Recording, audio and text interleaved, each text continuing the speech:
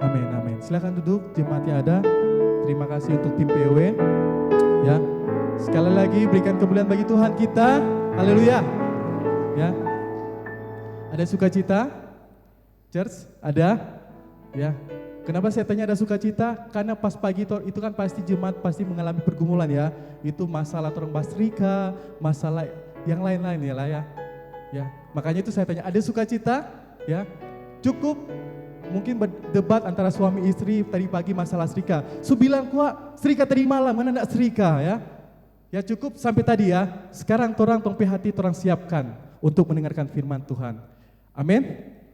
Masih ingat tema sepanjang tahun ini tentang apa? Ada yang masih ingat?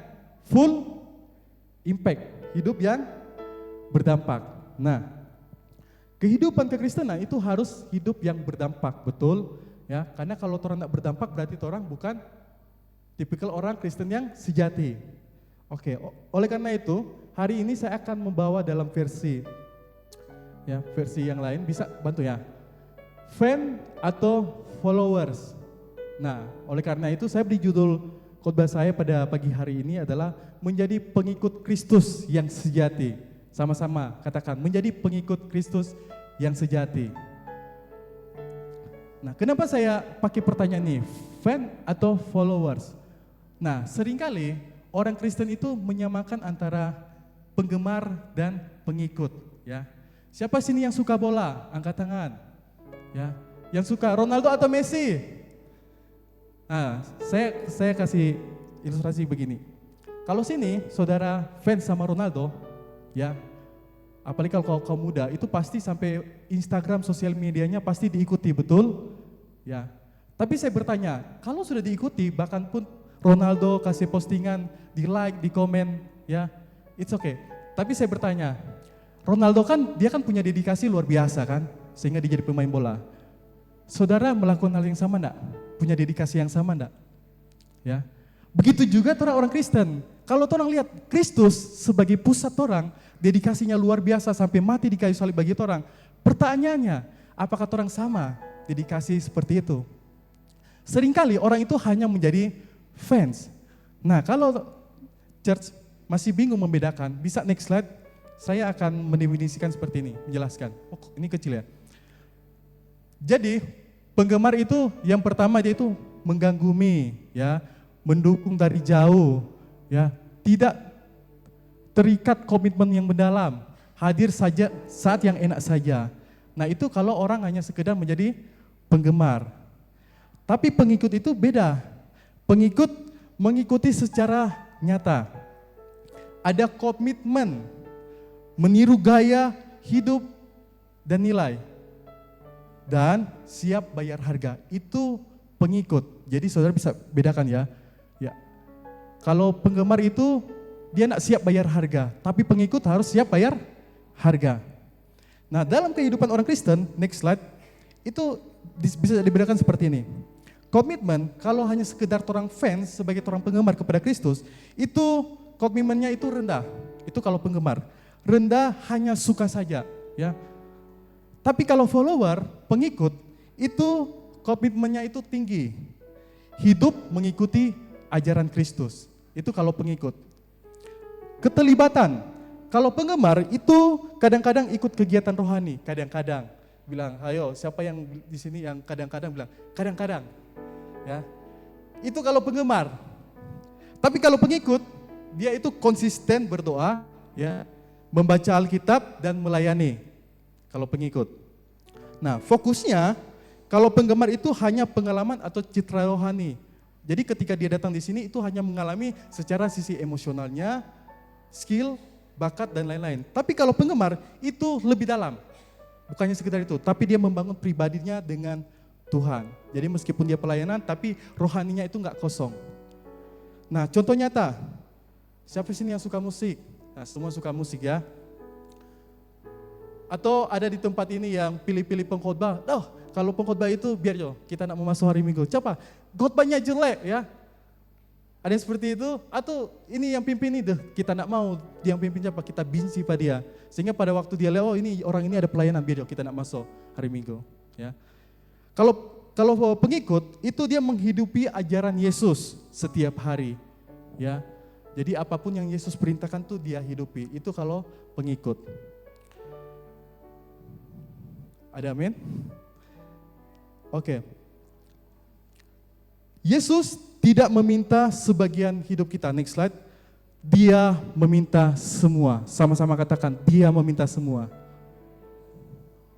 Tapi pertanyaannya untuk kita semua ini, apakah hidup kita sudah mencerminkan komitmen seorang pengikut, atau sikap kita lebih mirip hanya seorang penggemar yang hanya kagum kepada Kristus?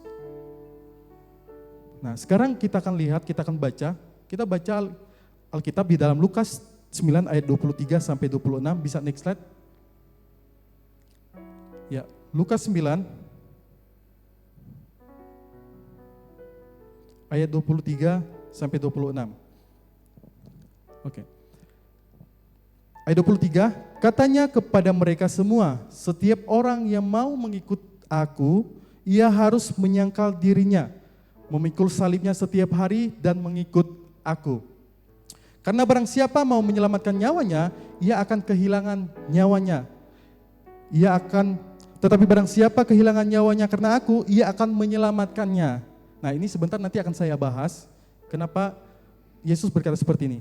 Ayat 25, apa gunanya seorang memperoleh seluruh dunia, tetapi ia membinasakan atau merugikan dirinya sendiri. Sebab barang siapa malu karena aku, karena Kristus, dan karena perkataan Kristus, anak manusia juga akan malu karena orang itu, apabila ia datang kelak dalam kemuliaannya dan dalam kemuliaan Bapa dan malaikat-malaikat yang kudus.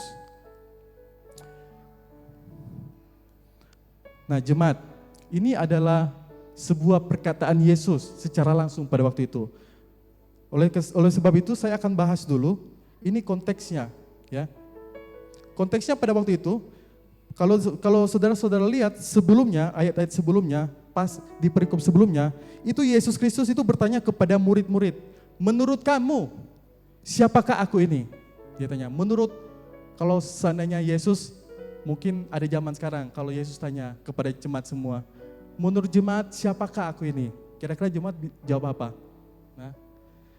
Nah, di sini Petrus menjawab seperti ini, bahwa Yesus adalah Mesias. Sama-sama katakan, Mesias. Nah, setelah pengakuan itu, Yesus mulai menjelaskan bahwa ia akan menderita, ditolak, disalibkan, dan dia akan bangkit. Nah, jadi Yesus itu memberitakan tentang penderitaan yang akan dia alami dan konsekuensi bagi yang akan mengikuti dia. Ya. Jadi dia akan mengalami penderitaan yang sangat hebat. Tapi dia bilang juga bahwa orang yang akan mengikuti dia itu tidak luput juga dari namanya memikul salibnya. Oleh karena itu saya akan berikan poin saya yang pertama, sama-sama katakan kiri kanan saudara, serahkan hidupmu. Ya, serahkan hidupmu. Ini serahkan hidup ini bukan hanya sekedar orang serahkan begitu, tapi sepenuhnya hidup orang tolong serahkan kepada Tuhan. Artinya menyerahkan seluruh aspek kehidupan kita kepada Tuhan. Ya, apapun yang orang miliki juga itu orang berikan kepada Tuhan. Sebab apa? Sebab itu adalah milik Tuhan. Tuhan sudah memberikan kepada orang, dia adalah sumber berkat bagi orang. Oleh karena itu orang juga harus mengingat bahwa semua pemberian itu hanya daripada dia. Bahkan berkat-berkat yang saudara alami saat ini itu daripada dia. Nafas kehidupan itu daripada dia. Amin. Nah, menyangkal diri, arti kata ini adalah menolak hak atas diri sendiri. Tidak lagi hidup menurut kehendak pribadi. Pengikut sejati itu dimulai dari perubahan pusat hidup. Dari diri sendiri kepada Kristus. Jadi kalau saudara terbiasa dengan keputusan diri sendiri, terbiasa dengan ego sendiri, ya, di sini Kristus mengguncang pikiran murid-murid pada waktu itu, bahwa hidupmu saat ini bukan lagi kepada dirimu sendiri, tetapi pusatnya kepada aku, kepada Kristus. Dalam kehidupan orang Kristen di tempat ini, sudahkah orang memberikan diri orang kepada Tuhan? Sudahkah orang memberikan bahkan pekerjaan orang kepada Tuhan? Semua yang torang nikmati saat ini, pekerjaan, jabatan, semua itu daripada Tuhan. Sudahkah torang memberikannya kepada Tuhan? Atau torang menikmati kepentingan torang sendiri? Perbedaan, next slide, perbedaan antara aspek penyerahan hidup mereka kepada Tuhan antara penggemar dan pengikut di sini. Kalau penggemar itu fokusnya hanya kepentingan sendiri. Kalau follower itu karena kehendak Tuhan. Oke. Dalam komitmen, kalau penggemar itu pilih-pilih. Dia hanya mau komitmen dalam hal yang lain. Mungkin dalam hal dia kerja bakti atau dalam hal mungkin dia di CG. Tetapi akhirnya dia nak komitmen dalam doa. Itu pilih-pilih. Tapi kehidupan orang Kristen itu komitmennya itu keseluruhan. Mau dia itu di kerja bakti, mau dia itu di ibadah doa, mau dia itu hari Minggu, itu kehidupan sebagai pengikut. Kehidupan sehari-hari, kadang tunduk, kadang tidak, ya. Kadang tunduk dengan firman Tuhan, ya. Kadang tidak. Ya, hari ini kelihatannya perfect. Besoknya bukan lagi rohani tapi rohana, ya. Tapi kalau pengikut yang sejati, itu kehidupannya setiap hari itu sama. Mau dia ibadah raya, mau dia ibadah setiap hari, itu tetap sama. Okay? Jadi tidak ada yang namanya pakai topeng. Tidak ada yang lagi di sini kelihatannya luar biasa, tapi di luar sana, ya begitulah, jemaat bisa mendefinisikan. Nah, contoh nyata, doa itu hanya saat butuh. Mereka datang berdoa hanya karena, Tuhan, aku butuh mujizat. Tuhan berkati aku. Ya. Tapi pada waktu akhirnya Tuhan meminta sesuatu, oh tunggu dulu Tuhan, tunggu dulu. Kita lagi terbeban berat ini. Ya. Kalau pengikut, doa itu adalah nafas kehidupannya. Ya, mau dia di jalan, dia berdoa. Mau dia makan, mau dia apapun dia kerjakan, dia berdoa. Itu kalau pengikut. Jadi next slide, Yesus menuntut penyerahan total. Ini bukan sekedar memperbaiki hidup, tetapi menyerahkan kendali hidup. Ya. Kristus tidak mau menjadi bagian dari hidup kita, tetapi Kristus mau menjadi semuanya dalam hidup kita. Ya. Jadi dalam apapun yang torang pediri ini, itu harusnya milik Kristus semuanya, jangan setengah-setengah.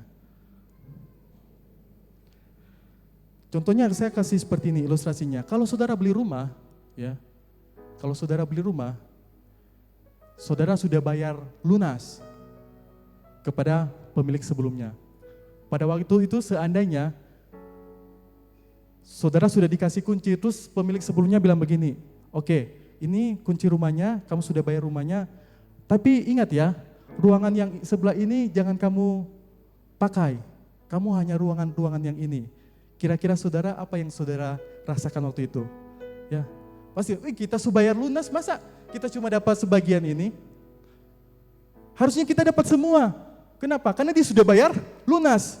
Begitu juga dalam kehidupan orang Kristen. Kalau Kristus sudah bayar lunas orang dengan darahnya, dengan tubuhnya bagi orang semua, harusnya hidup orang itu semuanya harus menjadi milik Kristus. Sama-sama katakan, amin. Karena orang sudah dibayar lunas. Heran kalau orang sudah dibayar lunas, pada akhirnya orang hidup itu tidak kasih milik Kristus sepenuhnya.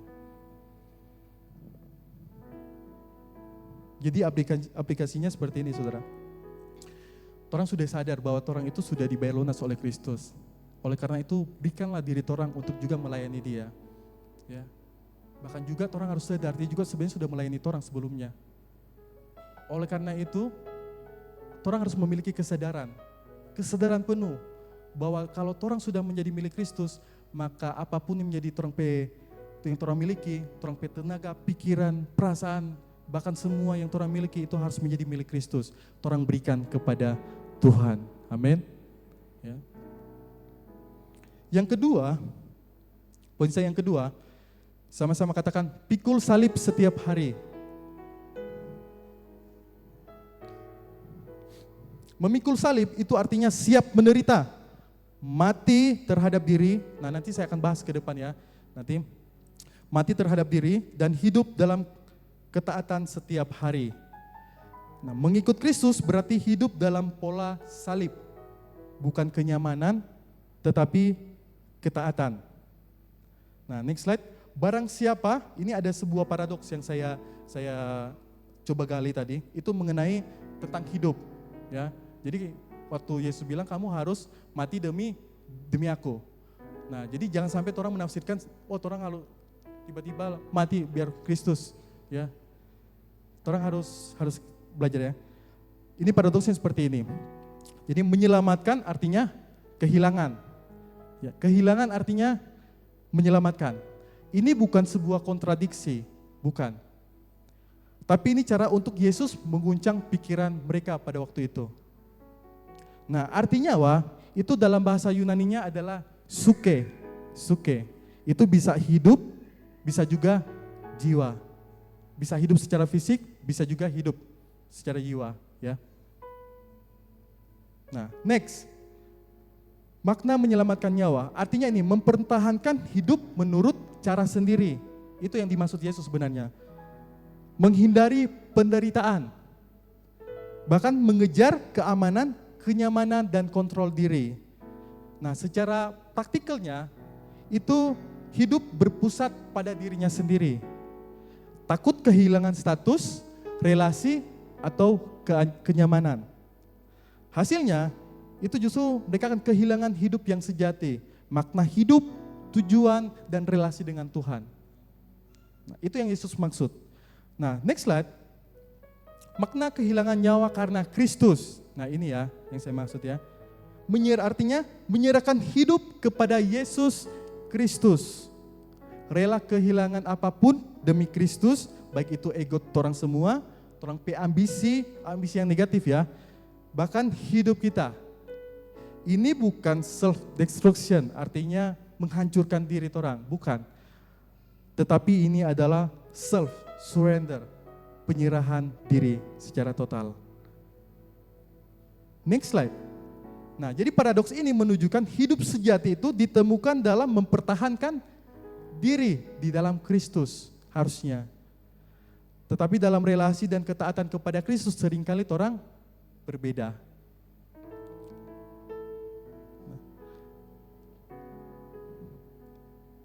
Aidan Wilson Tasser mengatakan seperti ini, manusia tidak menemukan hidupnya sampai ia kehilangan dirinya di dalam Tuhan.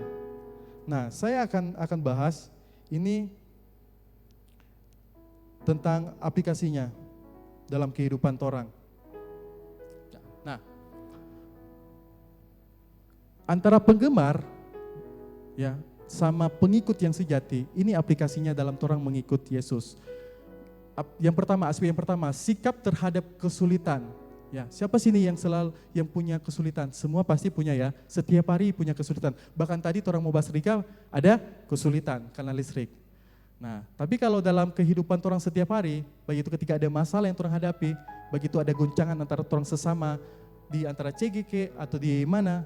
Nah, ini biasanya seperti ini. Kalau penggemar itu dia akan menghindar. Ya, dia akan memilih-milih jalan yang mudah. Ya. Jadi mungkin ketika ada guncangan di dalam CG, dia itu akan lebih memilih menghindar, bukan untuk memperbaiki situasi tersebut. Ya. Kenapa? Karena penyebabnya ketika dia menghindar, itu masalahnya itu bukan akhirnya diatasi, tetapi semakin besar. Nah, kalau pengikut, dia akan hadapi. Ya, meskipun berat, dia akan hadapi. Sehingga apa? Sehingga dia akan tetap setia. Sama-sama katakan, tetap setia. Nah, dalam aspek pengorbanan pribadi, ya, kalau penggemar itu hanya minim, itu mau cari yang nyaman. Ya. Tapi kalau followers, pengikut, itu beda. Dia itu harus siap berkorban.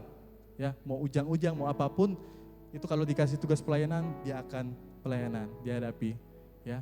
Dalam kehidupan sehari-hari, dia mau yang mudah. Ya.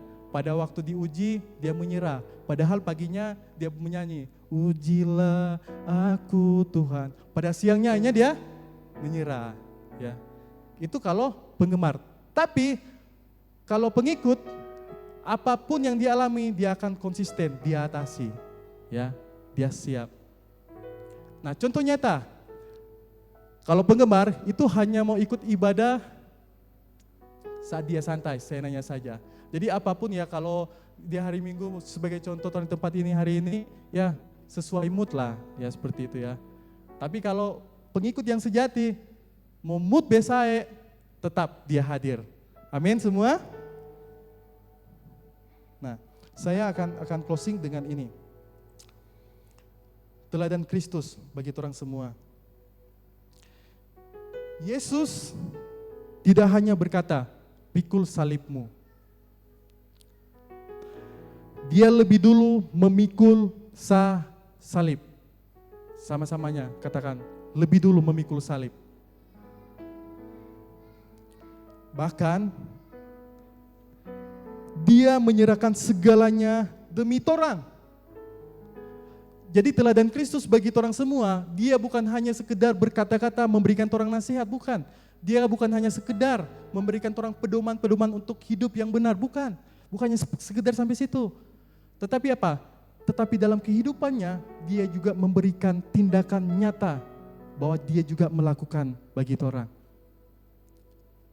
Pada waktu dia bilang, pikul salibmu, dia sudah tahu.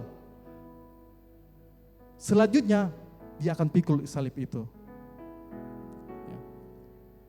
Yesus waktu itu pernah berdoa, jikalau sekiranya mungkin, biarlah cawan ini jauh daripadaku. Tetapi biarlah kehendakmu saja yang jadi. Bisa saja sebenarnya, pada akhirnya dia melewati penderitaan itu. Tapi apa? Dia memilih mengambil penderitaan itu. Untuk siapa? Untuk orang semua. Untuk saudara dan untuk saya. Amin semua. Ya. Jadi kalau orang di tempat ini hari-hari ini mengalami pergumulan, pandang salib Kristus. Ya. Kenapa? Karena dia sudah melalui semua itu. Dia sudah merasakan. Dia 100% manusia. Ingat, dia bukan setengah-setengah, tapi dia itu 100% manusia. Dia merasakan apa yang kita rasakan. Ya. Secara pikiran dia stres, dia depresi. Kenapa? Karena banyak sekali ketika pada waktu itu, sampai murid-muridnya itu pada waktu Yesus disalib, murid-muridnya itu melarikan diri. Dia diludahi, dia dicaci maki untuk orang semua di tempat ini. Oleh karena itu, kenapa saya ambil khotbah ini? Karena kalau untuk orang berdampak, itu orang harus mengenal dulu siapa sebenarnya dampak yang sebenarnya atas orang pehidup, yaitu Yesus. Ketika orang melihat Yesus yang sudah berdampak bagi orang pehidup, itulah yang akan menggerakkan orang hati semua untuk orang bisa berdampak. Untuk orang melihat pedoman-pedoman itu banyak sekali di luar sana, jemaat bisa lihat. Mau di agama-agama yang berbeda, itu banyak sekali pedoman-pedoman untuk hidup. Tetapi Tuhan mereka itu berbeda dengan Tuhan kita. Kalau Tuhan kita itu berdampak untuk orang semua, bukan hanya sekedar memberikan pedoman, berikan kemuliaan bagi Tuhan kita.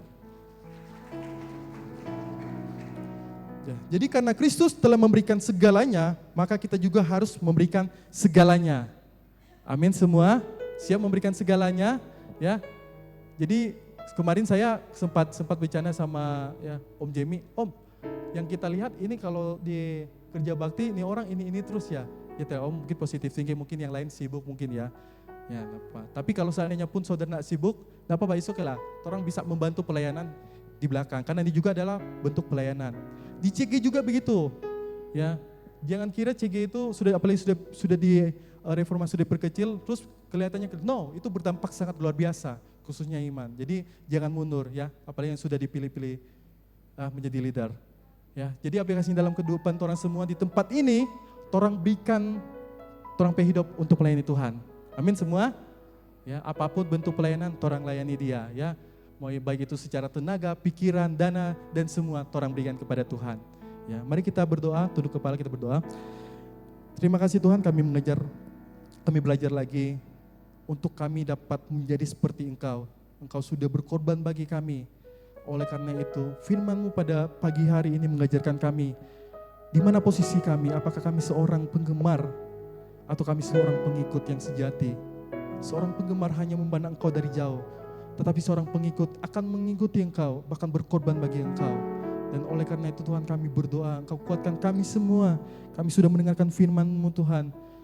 Biarlah firman itu bukan hanya sekedar menjadi sebuah pengetahuan, sebuah wawasan bagi kami semua, tetapi firman itu akan mendorong setiap kehidupan kami untuk bertindak melakukan firman-Mu, supaya kami memberikan diri kami dalam pelayanan, memberikan dari diri kami atas setiap apa yang Engkau mau Tuhan. Terima kasih Tuhan. Kami mengucap syukur di dalam nama Yesus. Haleluya. Amin. Amin. Amin.